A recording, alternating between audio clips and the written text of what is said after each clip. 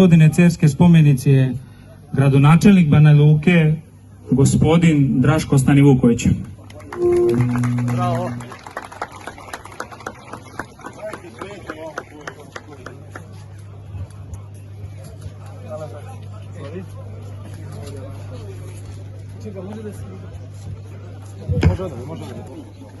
Pomaže Bog, braće i sestre. Bog ti pomogu.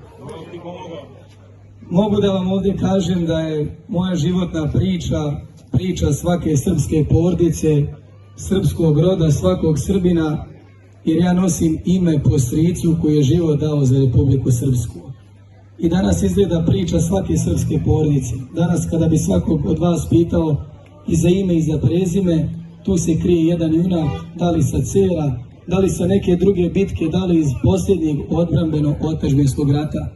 To je dokaz da se naš narod sve ove vijekove borio za slobodu, borio za istinu i borio za pravdu.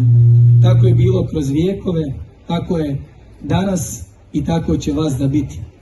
Dok sam hodao ovih skoro pa 40 kilometara stopama cerskih junaka u velikom ratu, kada smo ostali bez, zamislite, 1/3 produktivnog stanovništva, muške populacije, kada smo se borili protiv sile koja je 6 puta teritorijalno veća, 11 puta više stanovnika, izvojevali jednu od najvećih i prvu bitku koju smo pobjedili upravo na Ceru.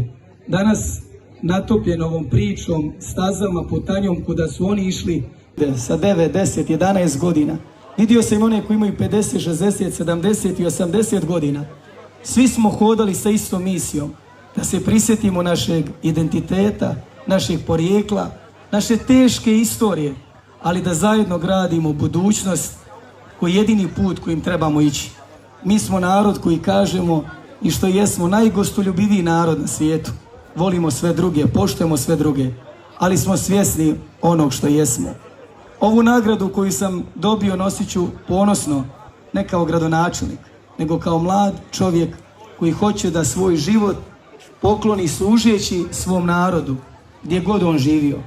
Kao što veliki Šantić kaže, svuda gdje je srpska duša koja, tamo je meni otadžbina moja. Tako Srbija, tako Republika Srpska, tako Crna Gora i tako gdje god je naš rod i naše pokoljenje. Ponosan sam što vas sve vidim, nek nam srce kuca zajedno, da se držimo zajedno, da gradimo budućnost, da budemo mudri, da budemo nekad Obrenovići, nekad Karađorđevići. Kako kad nam bude budućnost nalagala, ali uvijek mudri, da se uvijek držimo zajedno. Živjela Srbija, živjela Republika Srpska i svi mi zajedno. Hvala vam od srca i praštajte. Hvala dobri narode i vidimo se naredne godine. Pozivam vas sve u Banja Luku, posjetite i Republiku Srpsku i da se uvijek držimo zajedno. Svako dobro. Da nas Bog čuva.